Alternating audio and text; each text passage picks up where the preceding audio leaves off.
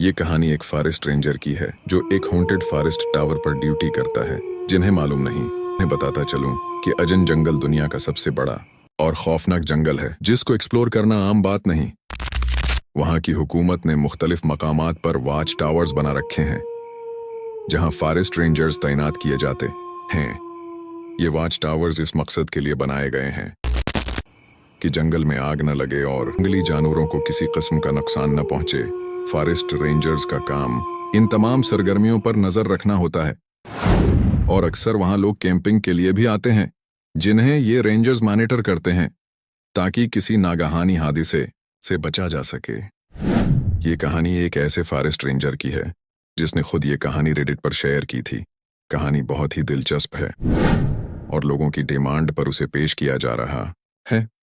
ये वही forest ranger है जो पहले भी एक हिंटार्ड टावर पर ड्यूटी कर चुका था जहां उसके साथ कुछ पैरानॉर्मल एक्टिविटीज हो चुकी थी, मगर वो अपने आप को साबित करने के लिए एक ऐसे टावर पर ड्यूटी लगवाता है जहां कई सालों से कोई भी ड्यूटी करने नहीं गया। ये टावर जंगल के बिल्कुल अंदरूनी हिस्से में वाक़ था और बहुत ही हॉन्टेड माना जाता था।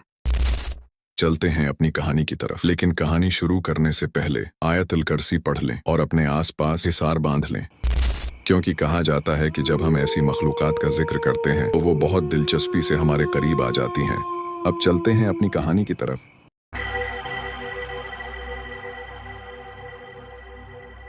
ये कहानी एक अमेरिकन फॉरेस्ट रेंजर की है जिसने अपनी कहानी रेडिट पर शेयर की थी।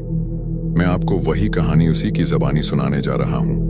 ये रेंजर पहले भी एक हॉन्टेड फॉरेस्ट टावर पर कुछ वक्त गुजार कर आ चुका था। बहुत से लोगों को मालूम नहीं होता कि जंगलों में बड़े बड़े वॉच टावर्स लगे होते हैं जो घने जंगलात के दरमियान कायम किए जाते हैं। इन टावर्स पर जो लोग ड्यूटी देते हैं उन्हें फॉरेस्ट रेंजर्स कहा जाता है।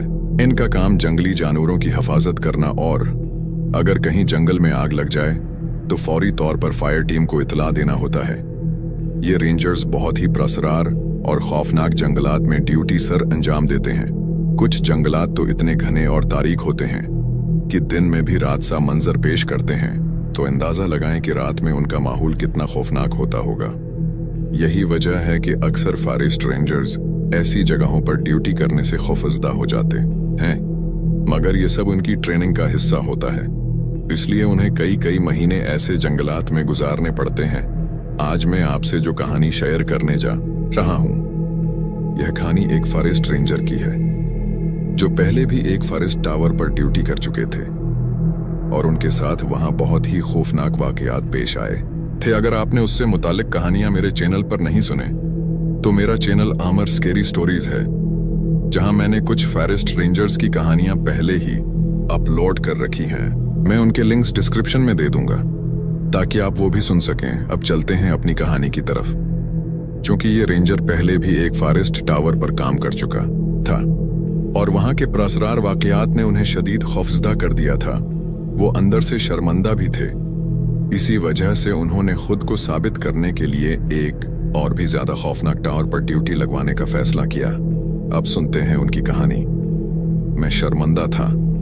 मैं हमेशा से एक बहादुर शख्स बनना चाहता था जो खौफ का मुकाबला करे, मगर पिछले टावर पर पेश आने वाले वाकयात ने मेरी तमाम बहादुरी छीन ली थी।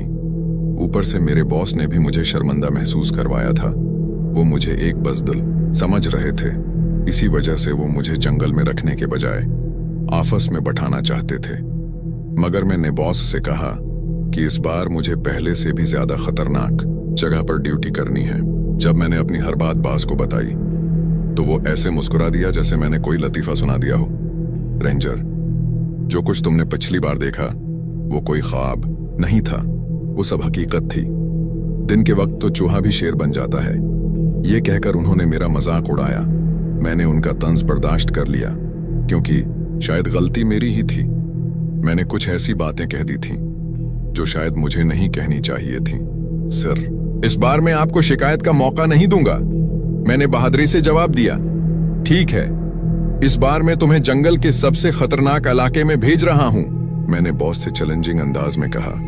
सर, मैं बिल्कुल तैयार हूं, मैंने पूरी बहादुरी से जवाब दिया, मगर मेरे अंदर सोया हुआ जानवर जाग चुका था।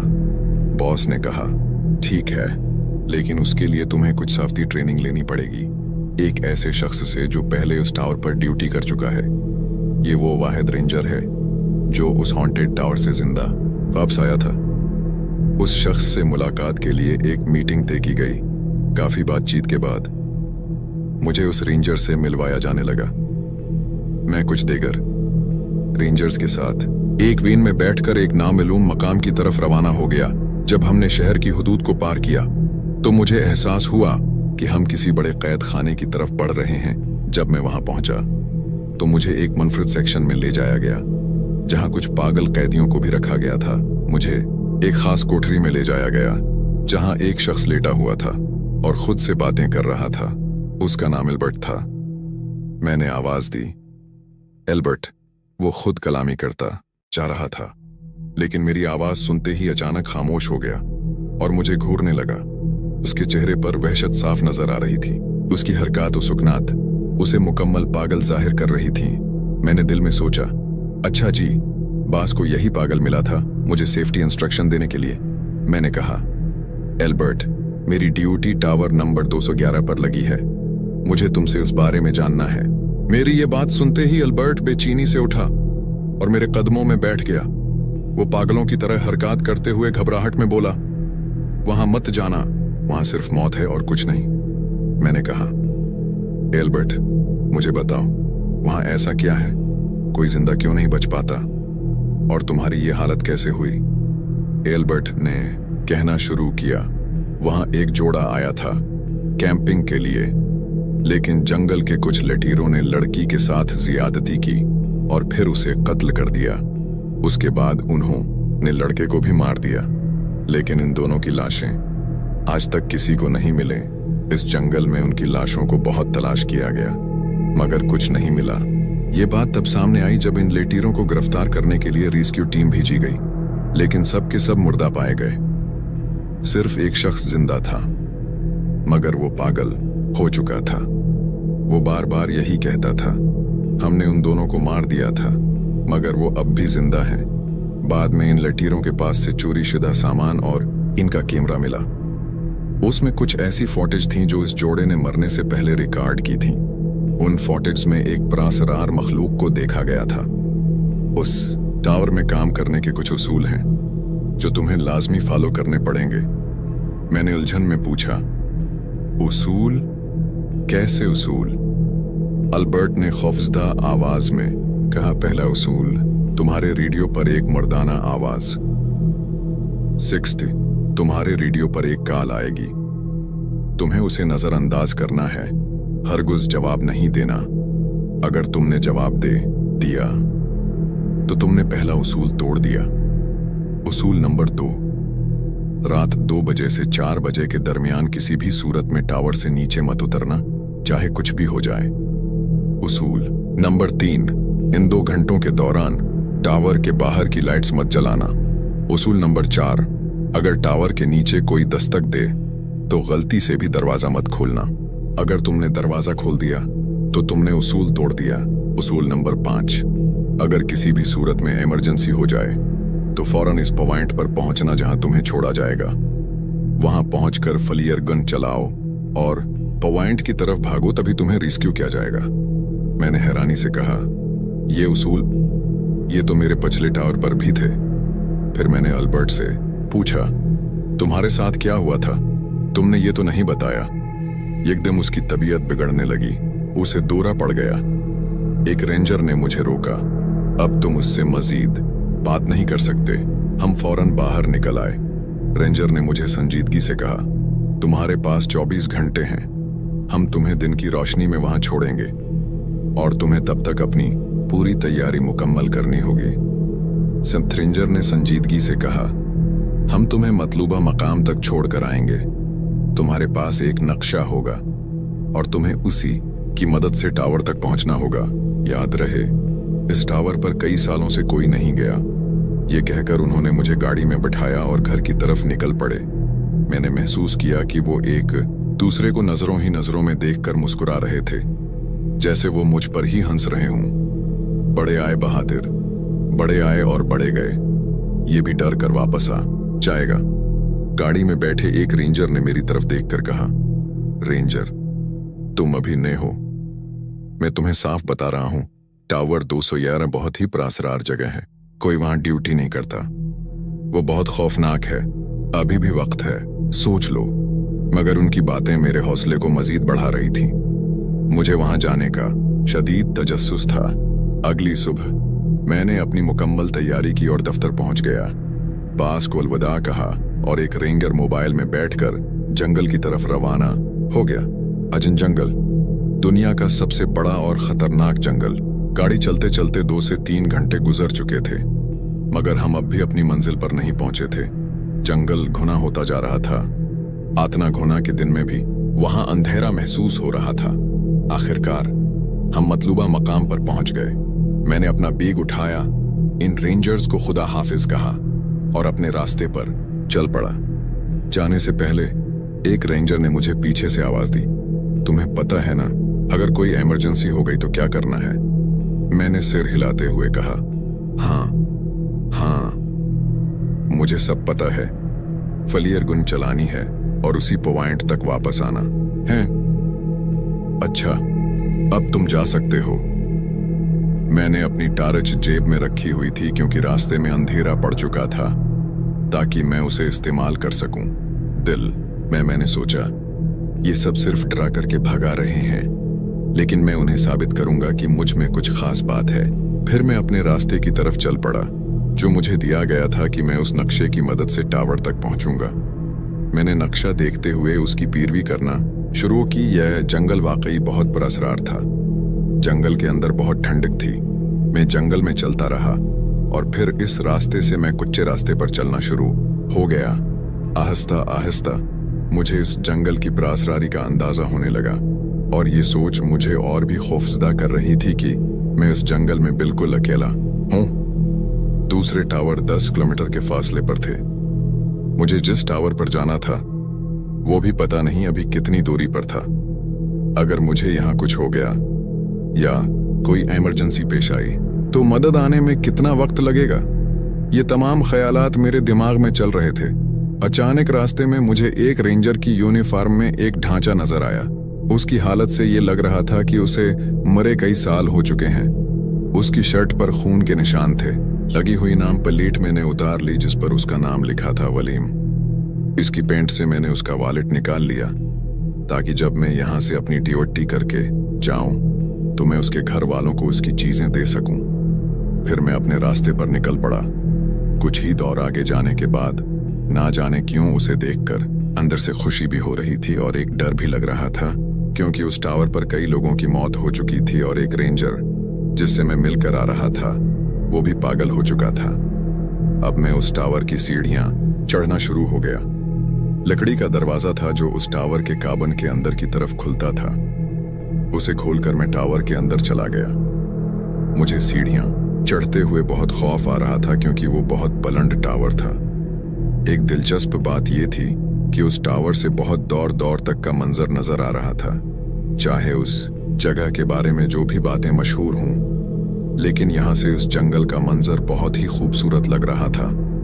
सब बातें एक तरफ और जंगल से मोहब्बत एक तरफ। यही वजह थी मेरी फोर्स्ड रेंजर बनने की। खैर, शाम ढल रही थी। मेरे पास एक बोनोकुलर थी, यानी दूरबीन थी जिसकी मदद से दूर दूर तक का दिखना मुमकिन था। मैंने टावर का जायजा लिया। वहां पर एक बहुत ही पुरानी तर्ज का बैठा पड़ा था और कुछ इस्तेमाल की चीजें थीं। एक टेबल, एक कुर्सी और एक रेडियो लगा हुआ था। मैंने एक स्विच ऑन किया तो एक झटके में ही पूरे टावर की लाइट ऑन हो गई। वो रेडियो भी ऑन हो गया जिस पर आसपास के टावर्स की कोऑर्डिनेशन चल रही थी और वो मैं सुन पा रहा था। मैंने रेडियो उठाया। Tower number 211 reporting. फिर थोड़ी देर खामोशी हो गई। मैंने कहा, टावर नंबर 211 रिपोर्टिंग सर। थोड़ी देर के लिए फिर से खामोशी के बाद जवाब आता है, टावर नंबर 211, तुम्हारी ड्यूटी यहां पर किसने लगाई है? मैंने अपने बास का कहा। वो आगे से कहने लगा, टावर नंबर 211, तुम्हें पता है ना कि यहां कोई अपनी ड्यूटी नहीं करता। ओ यार, ये सुन सुनकर मैं पक चुका हूं, बस कर दो यार। अब मैंने दिल ही दिल में ये कहा। फिर मैंने रेडियो पर उनसे कहा कि सर, मैंने खुद यहां पर ड्यूटी लगवाई है, मुझे ऑर्डर दें। आगे से जवाब आता है, टावर नंबर 211। तुम्हें याद रखना है कि यहाँ जंगल में आग न लग जाए और ऐसी सूरत हाल में तुम्हें हमें इत्तला देनी होगी। और मैंने आगे से कहा, यार मैसेज कॉपी सिर, और हाँ टावर नंबर 2, अगर कोई इमरजेंसी हो जाए तो तुम्हें पता है ना तुमने क्या करना है। और ये लोग, मैंने गहरी सांस लेते हुए कहा, हाँ सर मुझे पता है। देखो टावर नंबर 211, इस जगह पर तुम हो, तुम्हें वहां पर जंगल का ख्याल रखना है, लेकिन तुम्हें अपना भी ख्याल रखना है। ये कहकर उन्होंने बात खत्म कर दी। ऑफ। ये लोग तो मुझे ऐसे ही डरा डरा कर मार देंगे। मैंने अपने लिए काफी बनाई और टावर से बाहर आ गया। अब हल्का हल्का अंधेरा हो गया था और मैं काफी हाथ में उठाए हुए बाहर काफी एंजॉय कर रहा था। मेरे ऊपर एक ब्रासरार कॉल आती है, ranger guard to see your ranger. ये आवाज 20 की नहीं थी। मुझे कुछ ठीक नहीं लगा। थोड़ी देर खामोशी के बाद वो आवाज फिर से आई, ranger guard to see your ranger. मैं तुम्हें देख सकता हूं रेंजर। जो भी कॉल थी, जब मैं टावर के बाहर खड़ा था तो वो मुझे देख पा रहा था। मैंने उसका कोई जवाब नहीं दिया। मेरे दिल में तो आया कि मैं रेडियो उठाकर उसका जवाब दूं, लेकिन फिर ख्याल आया कि एक रूल ये भी था, अगर पुरासरार कॉल आए तो उसका जवाब नहीं देना। और फिर एकदम से ख्याल आया कि ये जो भी है ये मुझे देख सकता है।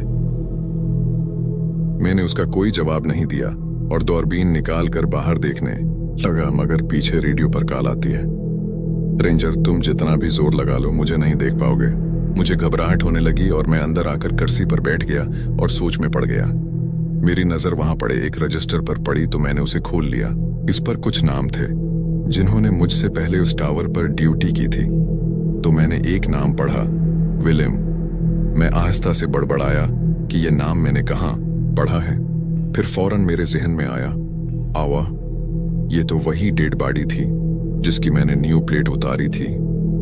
मैं ये देखकर हैरान रह गया कि उसी शख्स का नाम था जिसकी डेड बॉडी मुझे जंगल में मिली थी।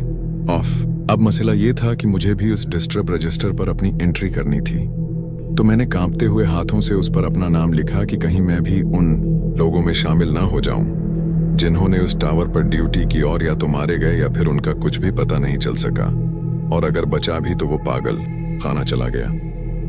खैर, मैंने घबराई हुई हालत में इस रजिस्टर पर अपना नाम लिखा और फिर दोबारा से वीडियो पर एक कॉल आती है, रेंजर तुम्हारे पास अभी भी वक्त है, इस टावर को छोड़कर चले जाओ वरना तुम्हारे साथ अच्छा नहीं होगा।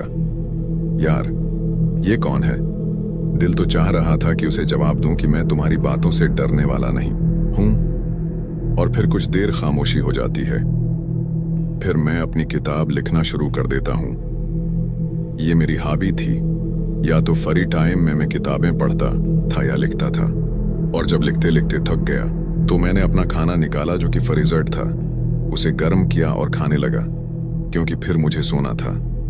मैं चाहता था कि रात 2 बजे से पहले ही सो जाऊं, क्योंकि इस टावर पर मशहूर था कि यहाँ पर एक्टिविटीज रात 2 बजे से 4 बजे के दरमियान होती हैं। खाना खाकर मैंने अपनी भूख में वक्त गुजारा और फिर हल्की हल्की नींद आने लगी, क्योंकि पूरा दिन मेरा मसरूफ सफर में और बाकी कामों में गुजरा था। मैं अब थक चुका था। मैं कब सो गया मुझे पता ही नहीं चला। फिर सुबह के वक्त मेरी आंख खुलती है।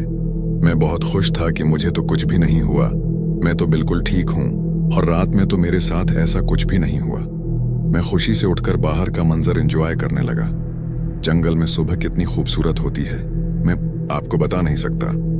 सुबह सुबह जंगली जानवर की आवाज कितनी खूबसूरत लग रही होती है, और एकदम टावर पर इस रेडियो पर कॉल आती है, रेंजर तुमने एक रूल तोड़ दिया।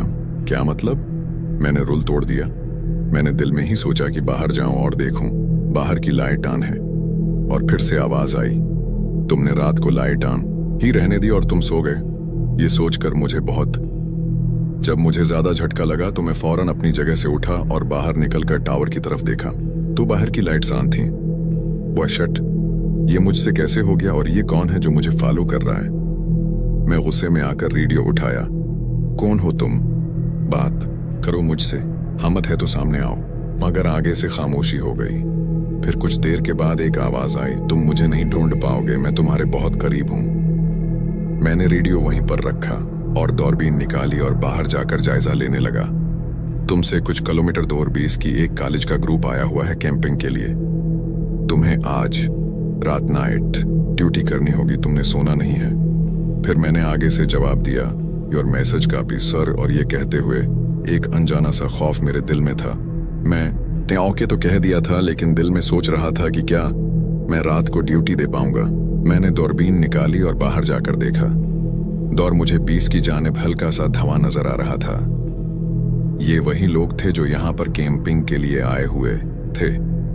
मैं अंदर ही अंदर खुश तो हो गया कि चलो मुझे कोई काम तो मिला, वरना सारा दिन यहां बोरियत में गुजर रहा था। अब मुझे रात की ड्यूटी देनी है। आहिस्ता आहिस्ता रात ढलने लगी और मुझे नींद के झोंके आने शुरू हो गए। मैं अपने बेड पर यूनिफॉर्म में बैठा था और थोड़ी थोड़ी देर के बाद उठकर टावर का चुकर लगाता था और न जाने कब बेड पर लेटे लेटे मेरी आंख लग जाती है। और मेरी आंख तब खुलती है जब मुझे ये महसूस हुआ कि कोई टावर के नीचे कुछ सीढ़ियां चढ़ना शुरू कर चुका है। पूरे टावर पर हलचल शुरू हो जाती है। कोई नीचे से बिल्कुल कमरे के करीब आकर दरवाजा खटखटाता है। मैं घबराकर फौरन उठ जाता हूं और उससे पूछता हूं कि कौन है, और आगे से आवाज आती है, पेट्रोलिंग पुलिस। मैं हैरान होकर सोचता हूं, पेट्रोलिंग पुलिस यहां कैसे? मुझे तो बताया गया था कि यहां पर कोई भी नहीं आता। फिर ये लोग कहां से आ गए? और फौरन मेरी नजर घड़ी पर पड़ती है। वक्त रात के 2-1 बज रहे थे। मैं फौरन समझ गया कि ये वही मामले हैं। मेरे जिस्म में एक झरझरी सी आती है कि ये बात तो सच है, यहां पर मामलात शुरू हो जाते हैं। फिर मुझ पर खौफ की कैफियत बढ़ने लगती है। मैं बाथरूम में चला जाता हूं और मुझे सख्त खौफ आने लगता है। मैं अपने कमरे के दरवाजे पर कुछ भारी चीजें घसीट कर वजन डाल देता हूं। याद रहे, फर्स्ट टावर का दरवाजा जमीन पर होता है क्योंकि नीचे से इंसान ऊपर आता है। नीचे से कुछ देर के बाद आवाज आती है, तुम खुद नीचे नहीं आओगे? तुम बहुत चालाक हो, चलो अब नहीं तो फिर सही। फिर मुझे महसूस होता है कि वो जो भी था वो नीचे उतरना शुरू हो गया है और मैं थोड़ा परसुकून हो जाता हूँ। मुझे उसकी सीढ़ियों से नीचे उतरने की आवाज आना शुरू हो जाती है। मैं दिल में कहता हूँ, चलो शुक्रिया, बच गए। और इतने में रेडियो पर कॉल आती है, टावर नंबर 211 20 कॉलिंग। मैंने कहा, गो यहीड सर, गो यहीड। टावर नंबर 211, तुम वहां क्या ड्यूटी कर रहे हो? वहां जो ग्रुप आया हुआ था कैंपिंग के लिए, अभी वहां से आग लगने के आसार मिले हैं। तुमने हमें इत्तला क्यों नहीं दी? तुम जल्दी से वहां पहुंचो, हम फायर वालों को वहां भेजते हैं, मगर अभी आने में। मैंने कहा, औशट, ये क्या हो गया? मुझे काम मिला था और वो भी ठीक से नहीं किया। फौरन से दूरबीन निकालकर बाहर झांका। अब देखा कि दूर इस जगह से जो धुआं उठ रहा था वो बहुत ज्यादा हो गया था। मैंने फौरन अपना वो भारी सामान दरवाजे के ऊपर से हटाया और निकलने की जगह बनाई। मैंने अपना रेडियो लिया, हथियार लिया और फेलियर गन, जो कि इमरजेंसी के तौर पर अपने पास रख ली। खुदा न करे मैं जंगल में कहीं घूम जाऊं तो मेरे पास एक ही सहारा है। याद रहे, फेलियर गन इसलिए होती है ताकि अगर आप जंगल में कहीं खो जाएं तो आप इस गुन का मुना आसमान की तरफ करके उसे फायर कर दें, जिससे बहुत ज्यादा रोशनी पैदा होती है और घूमने वाले शख्स की एग्जैक्ट लोकेशन पता चल जाती है ताकि दूसरे रेंजर्स उसको रेस्क्यू कर सकें। मैंने हथियार और रेडियो भी ले लिया ताकि मुझसे कोई गलती ना हो जाए और मैं एक निकामा रेंजर न कहला सकूं।